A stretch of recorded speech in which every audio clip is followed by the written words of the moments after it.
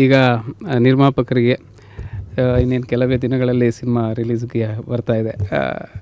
ಆಡಿಯನ್ಸ್ಗೆ ಏನು ಹೇಳ್ತೀರಿ? ಯಾಕೆ ಜನ ನೋಡಬೇಕು ನಿಮ್ಮ ಸಿನಿಮಾನ? ಜನಕ್ಕೆ ಇವತ್ತಿನ ಇದರಲ್ಲಿ ಬೇಕಾಗಿರೋದು ಎಂಟರ್ಟೈನ್ಮೆಂಟು. ಆ ಎಂಟರ್ಟೈನ್ಮೆಂಟು ಈ ಸಿನಿಮಾದಲ್ಲಿದೆ. ಸೊ ಅದರಿಂದ ಜನ ಸಿನಿಮಾ ನೋಡಬೇಕು. ವೆರಿ ನೈಸ್, ಒಳ್ಳೆಯದಾಗಲಿ, ಸಿನಿಮಾ ಗೆಲುವು ಸಿಗಲಿ.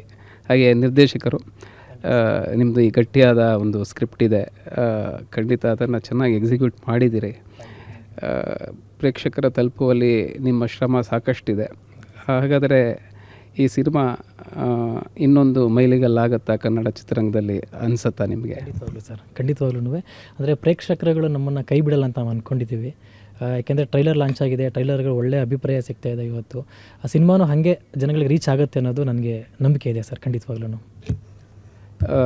ನಾಯಕ ನಟಿ ನೀವು ಮಹಾಂತೇಶ್ ಮುಂದೆ ಸಾಕಷ್ಟು ಸಿನಿಮಾಗಳಲ್ಲಿ ನಾಯಕನಾಗ್ಬೋದು. ಅವನ ಜೊತೆ ಮತ್ತೆ ಅಭಿನಯಿಸುವಂಥ ಮನಸ್ಸಿದೆಯಾ? ಮಾಡ್ತೀರಾ? ಅಫ್ಕೋರ್ಸ್, ಮಹಾಂತೇಶ್ ಅವರು ತುಂಬ ಒಳ್ಳೆಯ ನಟರು, ನಮಗೆಲ್ಲ ಗೊತ್ತಿರೋರೆ. ರಂಗಭೂಮಿ ಬ್ಯಾಕ್ಗ್ರೌಂಡು, ಆಗಲೇ ಇಷ್ಟು ಸಿನಿಮಾಗಳು ಮಾಡಿದ್ದಾರೆ. ನನಗೆ ಸೀನಿಯರ್ ಅವರು ಆ್ಯಕ್ಚುಲಿ ಹೇಳಬೇಕಂದ್ರೆ. ನಾನು ಇವಾಗ ಹೊಸದಾಗಿ ಬರ್ತಾಯಿದ್ದೀನಿ. ನಮ್ಮ ಸಿನಿಮಾದಲ್ಲಿರೋರು ನೀವಾದರೂ ರಘು ಸರ್, ಎಲ್ಲರೂ ಯಾರು ಸಿನಿಮಾದಲ್ಲಿದ್ದಾರೆ ನೀವೆಲ್ಲ ನನ್ನ ಸೀನಿಯರ್ಸು. ಸೊ ಒಂದೊಳ್ಳೆ ಕತೆ ಇದ್ದು ಹೀಗೆ ನಾವು ಹೆಂಗೆ ದೀಪವ್ರು ನಮ್ಮನ್ನ ಕತೆಗೆ ಅಡ್ಜಸ್ಟ್ ಮಾಡಿದ್ದಾರೆ, ಈ ರೀತಿ ಒಂದೊಳ್ಳೆ ಪಾತ್ರ ಇದ್ದು ನನಗೆ ಮಹಾಂತೇಶ್ ಜೊತೆ ಮಾಡೋಕ್ಕಾದ್ರೆ ಡೆಫಿನೆಟ್ಲಿ ನನಗೆ ಪ್ರತಿಯೊಂದು ನಾನು ಎಲ್ಲಿ ಸಿನಿಮಾ ಮಾಡ್ಕೊಂಡು ಹೋಗ್ತೀನಿ ಅದೆಲ್ಲ ನನಗೆ ಒಂದು ಮೈಲ್ ಸ್ಟೋನ್ ಅಲ್ವಾ, ನಾನು ಕಲಿತೀನಿ ಎಲ್ಲರಿಂದ.